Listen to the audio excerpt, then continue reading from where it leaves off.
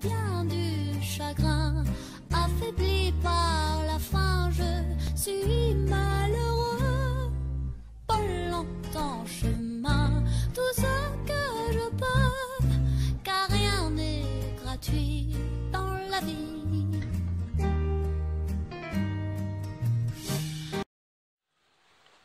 Hello everyone and welcome to my review of La Ratatouille. Ratatouille. The Pixar film released in 2007. So, Ratatouille. The basic plot of Ratatouille is that there is this colony of rats that are living up above this old woman's house. The story focuses on one rat named Remy and his quest to become a chef. He has been inspired by Chef Gusteau, who has written this book, Anyone Can Cook, and he comes from a clan where they steal food out of the garbage bin, and he's sick and tired of that, so he decides to take action, and he's, after an unfortunate circumstance, he is separated from his clan, and then he ends up in Gusteau's restaurant, where he meets the estranged garbage boy, Linguini, who basically needs a job, and they team up to... Basically, Remy makes the soup that Linguini ruined, and that gets out to the critic, and she said she really likes it, and the sous chef Skinner wants Linguini to recreate the soup, and Remy and Linguini team up where they practice how to cook. Remy controls his actions by tugging his hair. Sounds very strange. And throughout the film it goes on from there. There's various issues such as Linguini's true identity. We find out he's Gusteau's son, which is a very controversial issue. We also find out that Remy's clan survived the attack, and you know, his father's trying to convince him that humans are very bad, and then the food critic Anton Ego decides to come and have a meal at the restaurant in order to see how Linguini's meal will stack up compared to previous times, and with the knowledge that he is Gusteau's son. Blimey, a lot to take in. So yeah, this is quite a big one. Ratatouille. This film often doesn't get talked about very much, this particular Pixar film. Probably why I've chosen to review it now. I mean, I'm not going to lie, I've always had a bit of a soft spot for this one. I don't know why, there's just something about it that I like. It's got a nice, bizarre charm to it. I mean, first of all, the story, the whole concept of the story is bizarre. It really is. It's just weird. Like, a rat that wants to cook? What? It just, I mean, correct me if I'm wrong, but rats spread diseases. So why would you want a rat cooking in your kitchen? It defies all logic, but in any case, it's a Pixar movie. You just roll with it. And the film kind of gets around that fairly quickly. I mean, it does have that... I mean, I appreciate the message that it tries to give. You know, anyone can cook. Don't know if you would have... The best thing to personify this would be with a rat, but hey ho, they've done it. That's the way it is. But it's a nice message, and it encourages people to cook. I think that's a, you know, it's a life skill. You need it.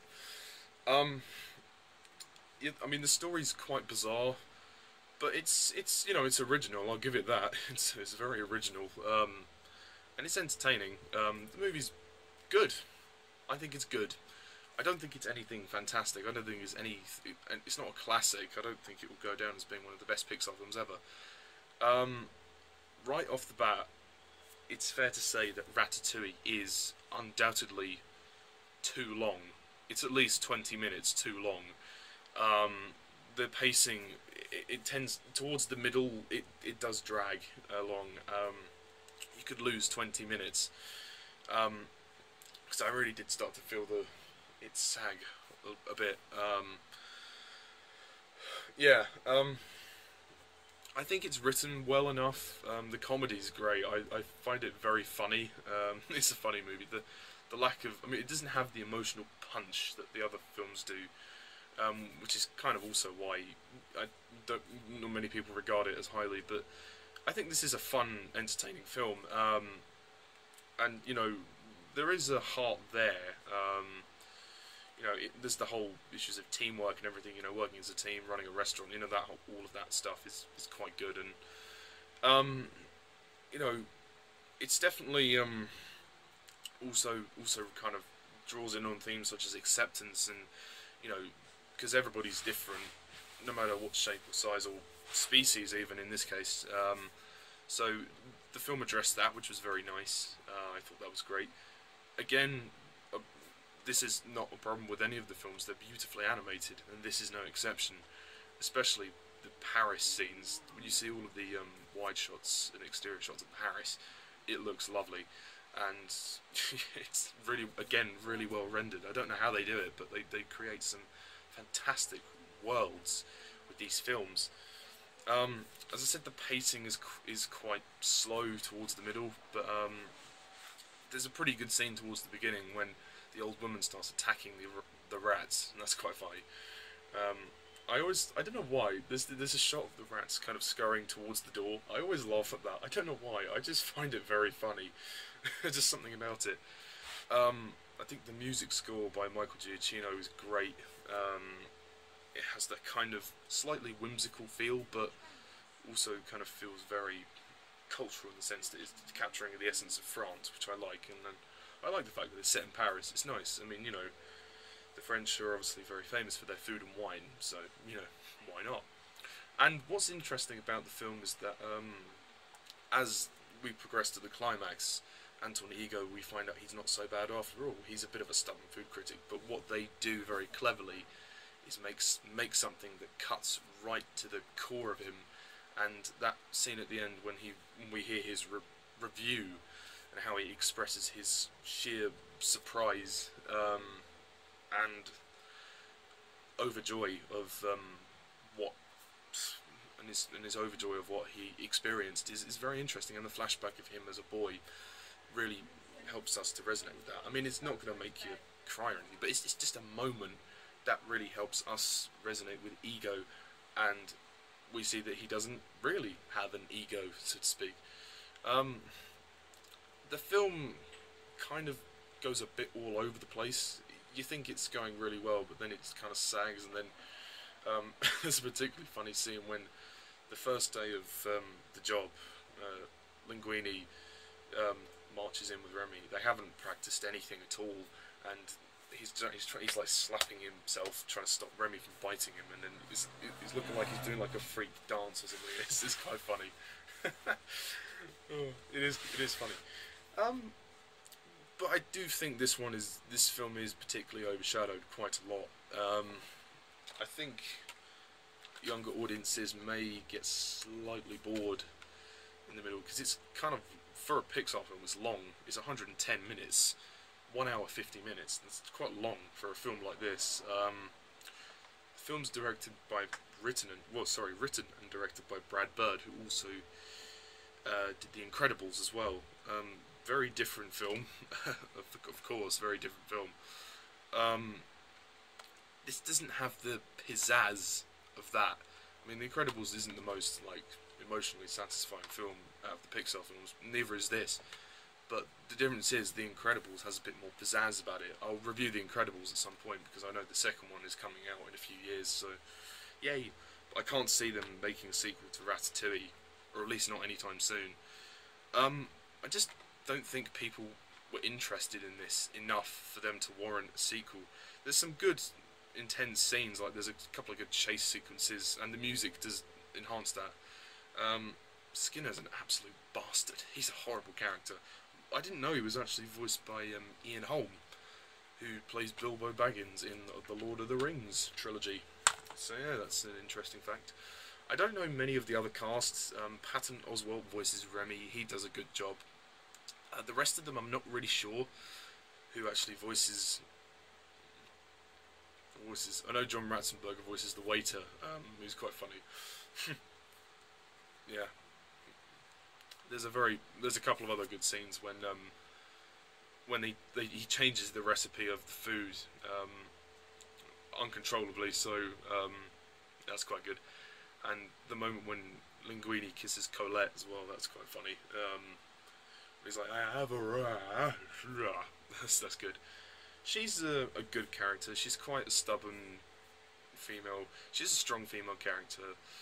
It's a bit predictable, the whole kind of them falling in love, but you know, it works because she never becomes like a stereotypical ditzy, you know, like, oh, head over heels, you know. She stays strong, which is a credit to the writers on that one. I just think it doesn't have the pizzazz that some of the other films do. It doesn't have the emotional punch that some other films do. It's a bit long, it drags a bit, and the concept is just really bizarre. I mean, you know, but having said that, there's a lot of stuff to enjoy.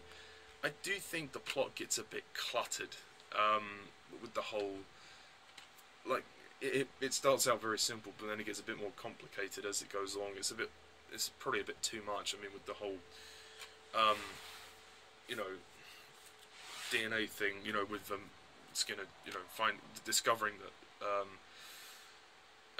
Linguini is Gusto's son, you know, that definitely adds a bit more drama into the mix.